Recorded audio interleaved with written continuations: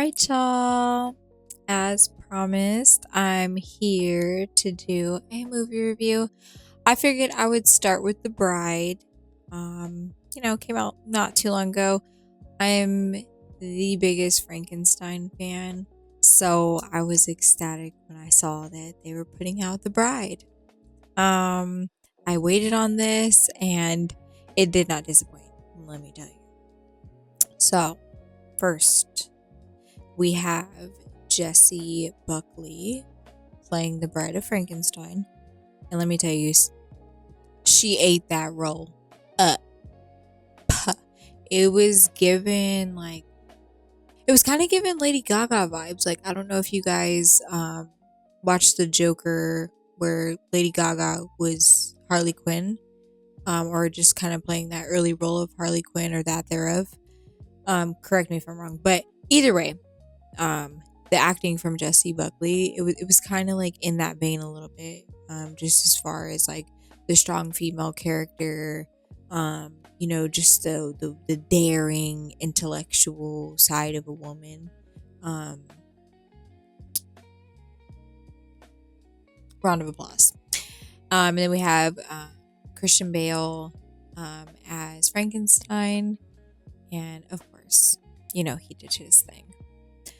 So I think overall, this film, I found it very poetic, which is pretty ironic to say because I think just the novel itself of Frankenstein was quite poetic, very well written. It definitely gave every single bit of a gothic romance, gothic horror. From some of the cinematographic stills and shots. The lighting, just the makeup, the demeanor, the attitude of the characters. I mean, it was just, and there were also like certain pieces of the film where they actually dove into the mindset of the bride of the character.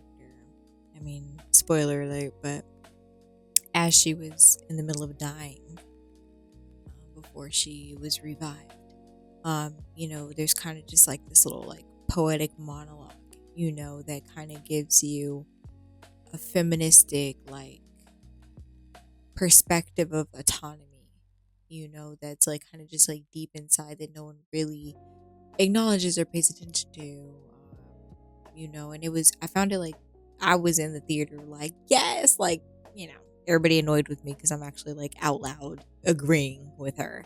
And I just felt like, Jessie Buckley playing the bride, she definitely delivered every bit of that independent, I have autonomy and this is the life that I'm choosing to live. This is how I'm going to live it. This is who I am. And, I think throughout most of the movie, it was like almost unbeknownst to her that she had actually died. And even when that became a little bit clear, it was still like a struggle between like, okay, well, like now that I'm in this space, who am I gonna be? You know what I mean? Like who and what am I gonna be now? And then who are you, more so, or like towards Frankenstein, like who are you? And like what is this new life? And if we're gonna do this together, like then we both should be free. Then we both should feel like this. And I like that they kind of picked up exactly where Frankenstein technically left off in the novel. They still had the original author doing like a brief narration in the beginning. I just felt like it was very authentic and very true to like what we already know Frankenstein to be. I know I may sound all over the place, but I really enjoyed the film. I would definitely give it 10 out of 10 for sure. I was definitely the more animated person in the theater, 100% with all the poetry snaps. There are a lot of very beautiful monologues between the characters or amongst the characters to the audience, where it's very isolated, very individualized, and like quite philosophical and romantic, in a gothic way. And yeah, I think you should check it out if you haven't already. It might be streaming by now, so you can go ahead and see about that. But I definitely would recommend for sure. The film is called The Bride, and again, it's kind of just an interpretation of The Bride of Frankenstein. And yeah, check it out if you haven't already.